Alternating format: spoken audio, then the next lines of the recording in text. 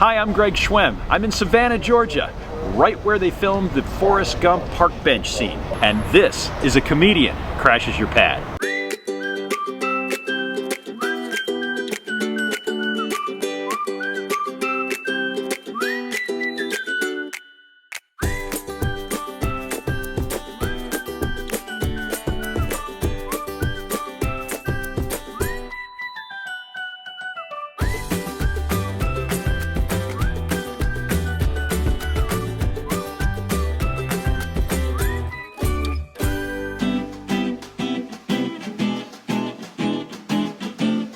It's quaint, it's historic, and it's been called the hostess city of the South.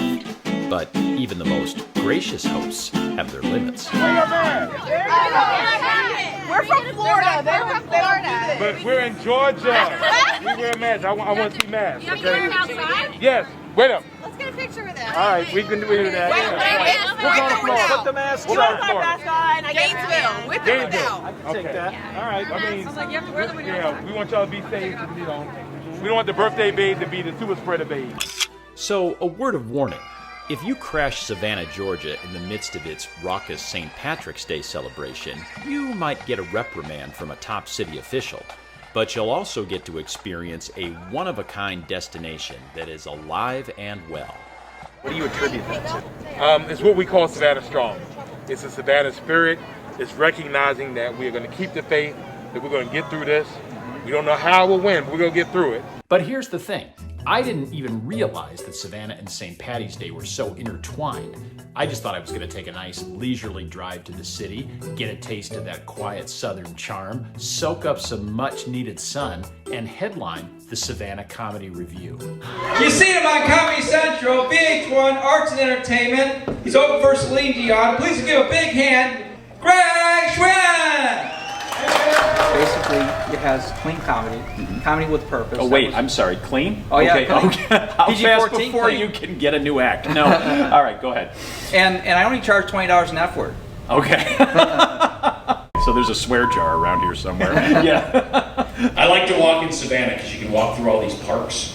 It's such great parks. Oh, I'm sorry, they're called squares. They're not called parks. I'm sorry, I'm failing Savannah 101. We are headed to Palmetto, Georgia, just south of Atlanta. We're going to pick up a tour bus, drive that the rest of the way to Atlanta. This is a tour bus that's been the home to some pretty well-known rock stars. Driven by a guy named Buzz. We're going to meet Buzz. Every tour bus driver, I think, has a name like Buzz. You ever wanted to know what one of these looks like? Come on aboard. The first thing the driver said to me when I was about to get on the bus was, no pooping in the bathroom.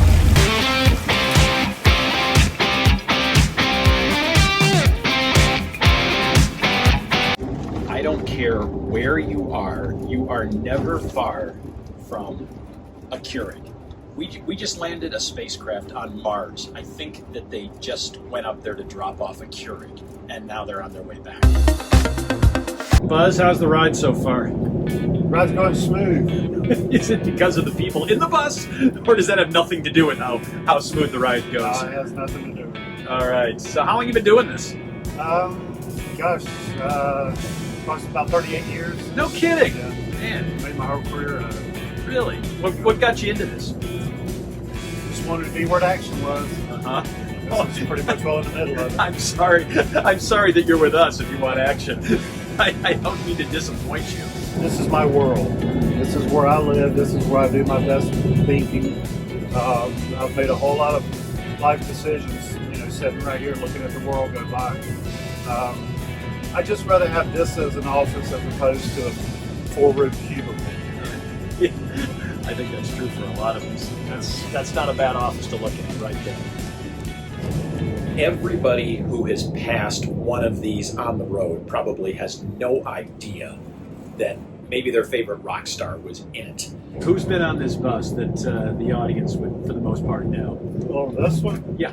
Well, of course, Tom Petty was toured for a while. Harry Connick Jr.'s been on it. Justin Bieber's been on this one. Really? I'm on Bieber's bus? Yeah. for a short time. Now it's owned by Party on the Moon, one of the country's premier wedding and corporate party bands.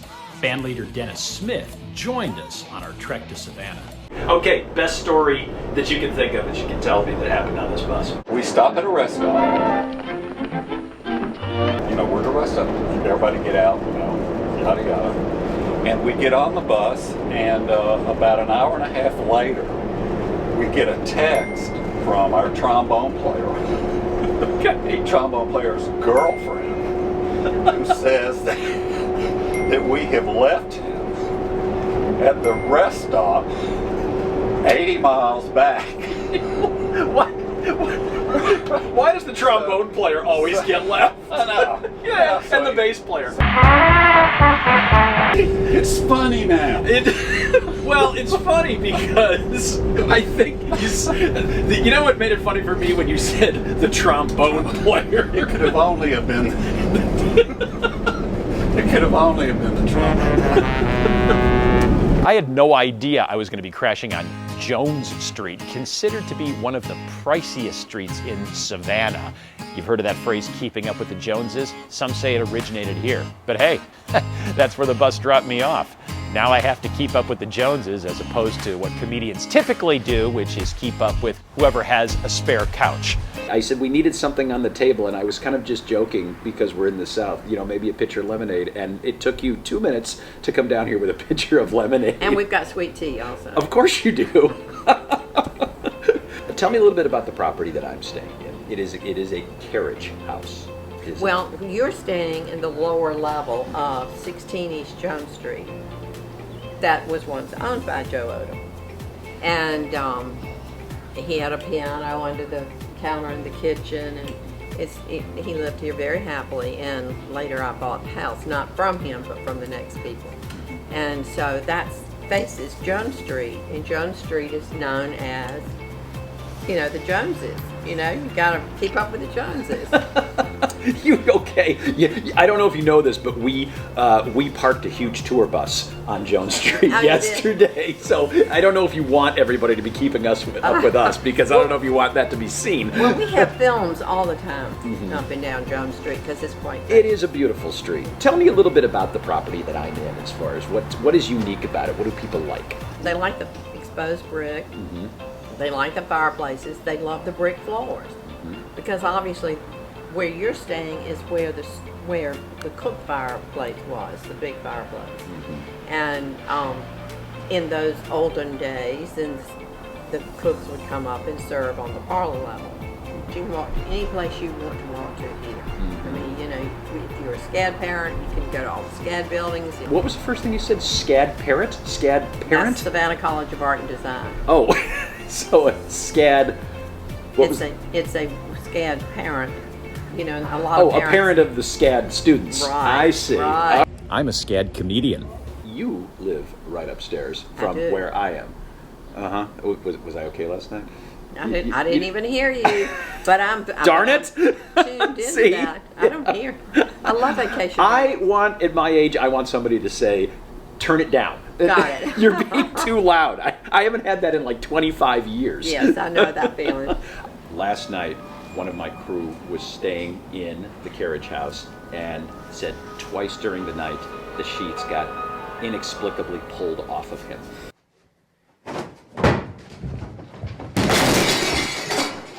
Is where I'm staying haunted? Not that I know of, but, well, I don't know. Every now and then you hear these footprints, and it could be Joe Odom because it sounded like him. Well, enough lounging around. Time to write some material for my show and to explore what Savannah has to offer. And it's got everything. The strange, the bizarre. Sometimes you can find all of that in one location. Just ask the co-owner, a chemist turned bartender turned business entrepreneur. So have you ever made any drinks that rely on your chemistry background? Yeah, so I can make drinks that change color or that will, I don't want to say explode, but definitely have a reaction. Here is a colorless liquid that looks like water. It has a pungent odor and a burning sweet taste. You have made stuff that's exploded, right? Exactly. Are we sitting in a strange and bizarre place? Yes, we definitely are. We like to say it's an eclectic shopping experience in our store because when you walk in, you see a full ice cream case, but then you also see all these random knickknacks on the wall and chocolate dipped bananas with eyeballs and bandanas, and you're just kind of confused at what's happening. You ever thought about flipping the two? Like, come on in, here's the strange and bizarre stuff, but if you can make it to the back, we'll feed you. It's like, this is supposed to smell like passing out on the beach. Hang on. Let's see if you agree. Yeah. Spring break, Daytona Beach. We work with a creamery in Atlanta, and we like to have fun flavors. Believe it or not, our best seller is actually the cotton candy explosion. And you think that sounds like the most sugary kid mess I've ever heard, but it is delicious. Okay. Yes, and we have our colorful ice cream cones, and then we put lots of fun, crazy toppings on top of it all. And we have, like, our cookies and cream is called the Chili Nelson because it comes in a green cone. We have a Beg Your Pardon because of Dolly Parton. So we just have a lot of fun names. So it is an older home that we turned into a store. So, you know, we have hallways and rooms and everything. So we've just kind of figured out how to work with that. Oh, and we also have our cactus, and you can adopt them. It comes with an adoption certificate. We name each one. This is Hugsy Malone, the Three Stooges, Snuggles. Snuggles the cactus. Yes. Okay. And then here are all of our Starland t-shirts, and we design those and print them.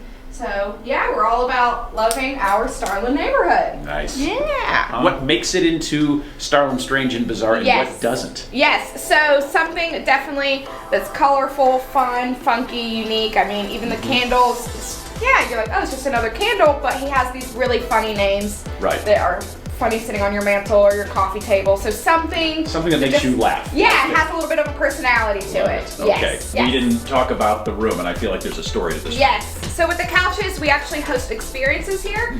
So we usually have bachelorette groups, birthday groups, you know, any groups of girls pretty much. And they can come in, we have champagne and snacks all over the table, and we fill this whole room full of vintage clothing. And we put them in these crazy funky outfits. We walk them around the neighborhood in front of all the murals, so they get these crazy, fun Instagram photos. Yes. So many people have turned to online shopping. Yeah. So I think if you go into a store, you need to have it be an experience, have it be an activity. Just across the street from Marguerite's place is Starland Yard, a food truck emporium with a little strange and bizarre thrown in. Saw that you had the Savannah Philharmonic here tonight doing a pop-up show, right? Now, first of all, I didn't know, I guess I just don't equate food trucks with classical music.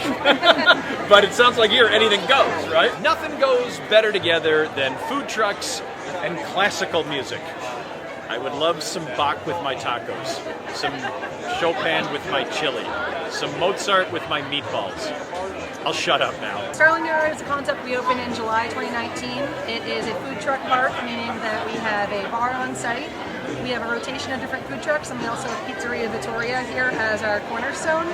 So you can come here 6 nights out of the week and have a different experience. What kind of food do I have to eat?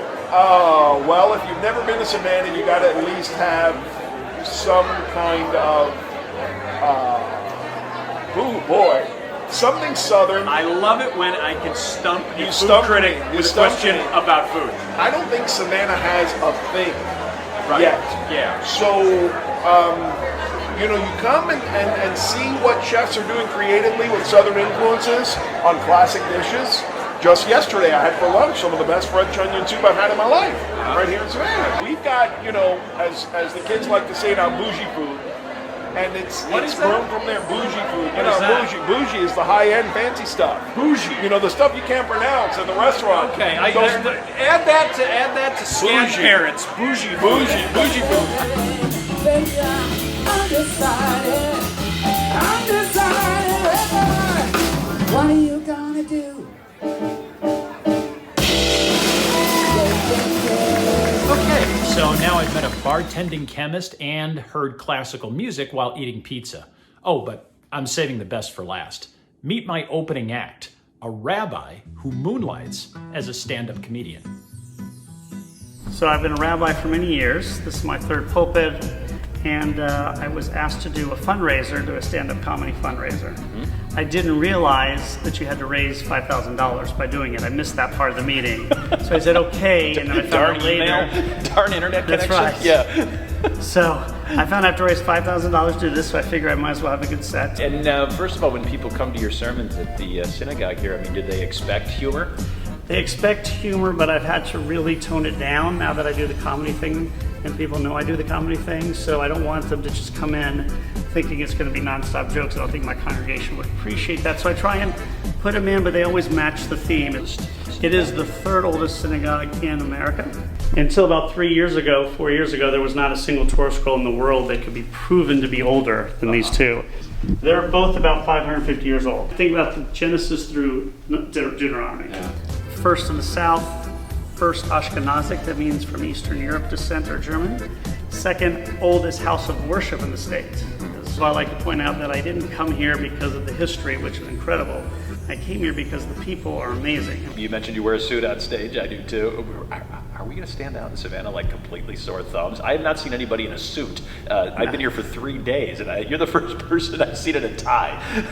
I wore a suit and tie every day, 7 days a week for my first 20 years of being a rabbi until the pandemic. Right. Now I wear blue jeans every day except when I have special things. It's Jewish casual.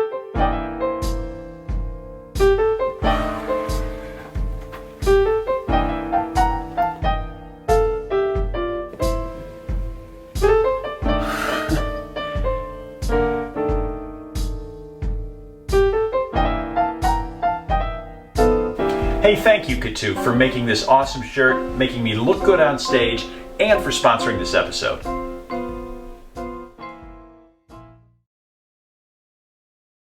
I'm getting my steps in before the show, but I just found out I'm doing it on something called the Stone Stairs of Death. I don't want to die on stairs. I'd rather die on stage because I know what that's like. I love my Fitbit because all it cares about is that I get 10,000 steps. But it is so non-judgmental. It doesn't care how I get there. You know, if I'm on my way into a Dairy Queen for the 3rd time that morning, and that's when I hit 10,000, this thing buzzes. You're awesome, Greg! Yep, for 15,000, there's a Ben & Jerry's a half mile up the road. Well, that about wraps up Savannah. Come for the charm, come for the food, come for the strange and bizarre. But most importantly, come ready to laugh. Oh, and you guys have been a wonderful audience. Thank you so much for coming out tonight.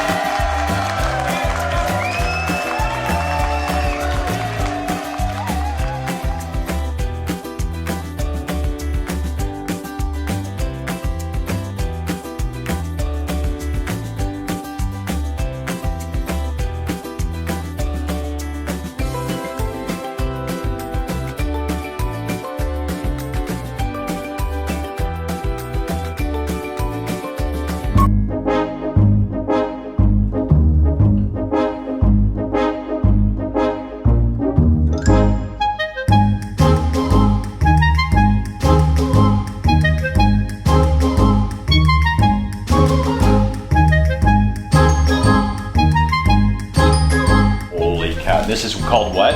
The Beg Your Pardon. It's cappuccino crunch ice cream and a lavender cone. Oh, why lavender?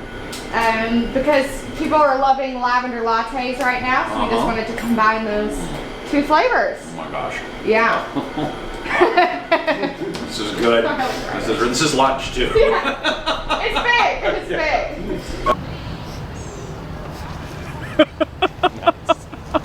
What? Greg, why don't you go north on the couch and you come south a little bit, okay? Which way is north? This towards you? That way. With comedians, it's more like keeping up with whoever has a spare couch. I didn't realize Jones Street was, because it's like considered one of the priciest streets in the city. See, with Have you met Leon? I have not met Leon, but I have a feeling I'm not only going to meet him soon, but he's going to be a part of this episode. No doubt about it. On cue, they come up behind us. Yeah. Okay. Yeah. I think you did that. You rigged that. And on cue, they're leaving. See, I said, look, this has got to be on time. And it seems like now, were those those SCAD kids that just ran Here's that your way? SCAD kids. I think they Only were. a couple Yeah. pairs. They've got a couple pairs. We had SCAD kids just interrupt the shot, but that's all right. Although my comedy also brings into the anti-hate, I do really well with Methodists. Okay. Put me in a Methodist church. Life is like a bag of boiled peanuts I bought on the corner for $2.50. That's too long, isn't it? Hey, Leon. I got cheese. Casey. You've heard of the phrase keeping up with the Joneses? Joneses? Fuck. Joneses, the dungeons. The Jungeons.